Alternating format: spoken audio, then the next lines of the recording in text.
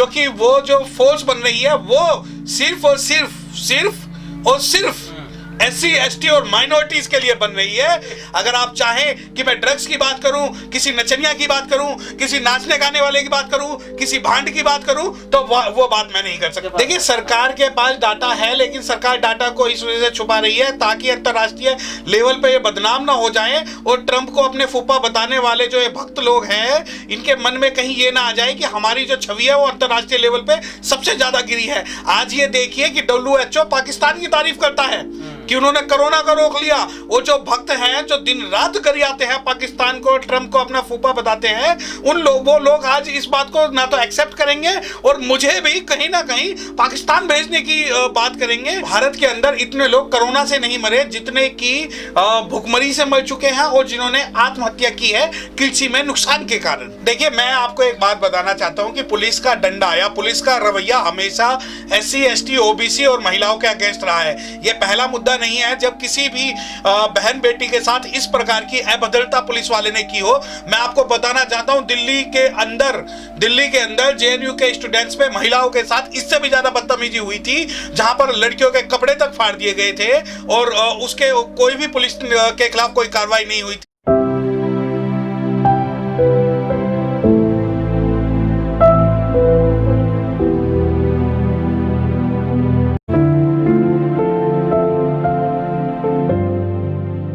माननीय प्रधानमंत्री जी की कुछ तो गरिमा होनी चाहिए थी। इसे राष्ट्रीय बेरोजगार दिवस की जगह पर राष्ट्रीय बेचो दिवस अगर होता तो काफ़ी अच्छा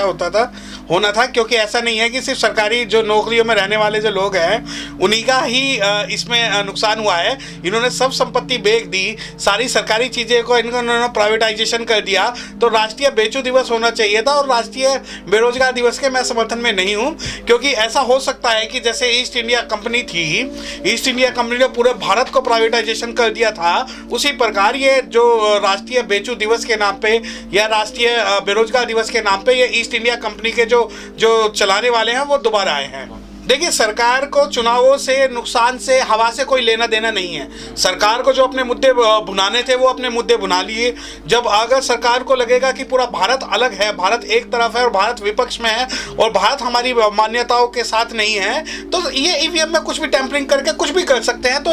सरकार पे इस बात से कोई मतलब नहीं है। सरकार को मुस्लिमों से कोई मतलब नहीं है, सरकार को अनुसूचित जाति से कोई मतलब नहीं है, सरकार को किसानों से कोई मतलब नहीं है, सरकार को व्यापारियों से कोई मतलब नहीं है, सरकार को किसी भी धार्मिक संस्था से कोई मतलब नहीं है। सरकार को सिर्फ मतलब है तो किस प्रकार चुनाव आयोग के माध्यम से EVM को टेम्पर करके अपनी सरकार बनाए। देखिए, किसानों की अर्थव्यवस्था पॉजिटिव नहीं गई। ये जो डाटा दिखा रहे हैं वो सिर्फ पूरे इंटरनेशनल लेवल पे दिखाने के लिए इसलिए दिखा रहे हैं कि भारत जो है कृषि प्रधान देश है और भारत में लॉकडाउन की वजह से कृषि पर कोई भी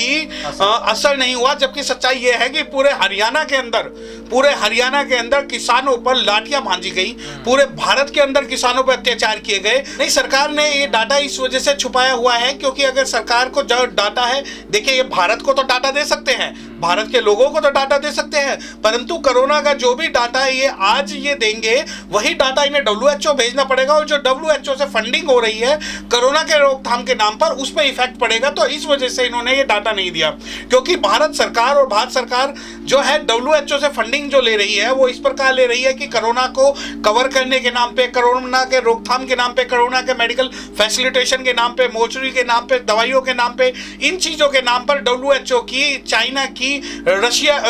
WHO की, चाइना की और USO की मिली भगत के अंदर ये सहयोग है। तो इस वजह से ये जो डाटा है, ये डाटा का खेल इन्होंने रोका हुआ है। मैं आपको एक बात बताना चाहता हूं कि मुझे वाइस श्रेणी की जो सुरक्षा वो तो मिलेगी नहीं, क्योंकि जो अगर एक व्यक्ति पाकिस्तान के समर्थन की अगर भारत में वो कहता है कि उसे डर लग रहा है, तो जो भक्त लोग हैं वो उन्हें पाकिस्तान भेजने की बात करते हैं। अगर मुझ जैसा व्यक्ति, कोई जो कमजोर व्यक्ति है, उसे वाई श्रेणी की सुरक्षा नहीं मिलेगी। इनके जो चेले चपाटे हैं, जो जिनके चक्कर में इन्होंने भारत का नाश किया हुआ है, उनको दे देंगे। देखिए, मुझे नहीं पता कि आप किन दो छवियों के नाम ले रहे हैं। ना तो मैं टीवी देखता, ना मुझे किसी भी नाचने गाने वाले से कोई भी मतलब है। मैं तो कुछ पढ़ता हूँ, आपके माध्यम से देखता हूँ, तो मुझे समझ में आता है कि दोगले किस्म के जो लोग हैं वो कहते हैं कि अगर एक को डर लग रहा है तो पाकिस्तान चले जाओ, दूसरे को डर लग रहा है तो वाई श्रेणी की उन्हें सुरक्षा दे दो। तो यही, और यहाँ पर बहुत सारे प्रमुख ऐसे हैं जो कि किसी भी संवैधानिक पद पे ना होते हुए उन्हें वाई श्रेणी की और जो है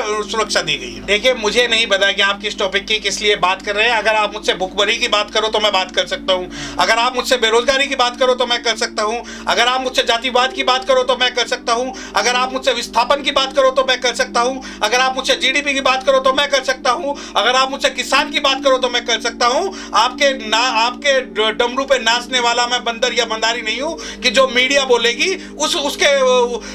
उसके जैसा मैं नाच करूंगा, क्योंकि मेरे मुंह में मेरी अपनी जबान है, मेरा अपना विवेक है, मेरा अपना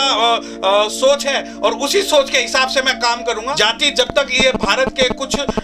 विकृत मानसिकता के लोग रहेंगे, यहाँ जाति बनी रहेगी। क्योंकि जो रिजर्वेशन की और एक ये जो एक पता नहीं कौन एक महिला थी जिसने संविधान के ऊपर उंगली उठाई थी, जाति के ऊपर उंगली उठाई थी, जो खुद आज तक जो पैट्रियाटिक जो आज तक एक विशेष प्रकार का लाभ लेके अपने आप को स्टैब्लिश करने के लिए लगे हुए हैं, वो लोग आज संविधान पर और जाति पर उंगलियां उठाते हैं। डॉक्टर रितु सिंह का जो मामला है, जो अभी वर्तमान में चल रहा है, भारत का दिल्ली यूनिवर्सिटी के अंदर पढ़ाने वाली एक महिला के साथ आज जातिगत जो अत्याचार हो रहा है, उसके लिए आज सभी के मुंह पर टेप लगी हुई है और कोई भी बोलने को तैयार नहीं है। और जो लोग ये कहते हैं कि जो आरक्षण है वो आर्थिक आधार पर होना चाहिए, तो हो सकता है कि वो डॉक्टर रितु जो है आर्थिक रूप से थोड़ी मजबूत हो, परंतु उनके साथ जो आज जो अत्याचार हो रहा है, जो जातिगत भेदभाव हो रहा है, वो उनकी जाति के कारण हो रहा है, ना कि आर्थिक स्थिति के कारण। जब घोड़ी चढ़ने पे लोगों को मार देते हैं, अच्छी चप्पल पहनने पे मार देते हैं,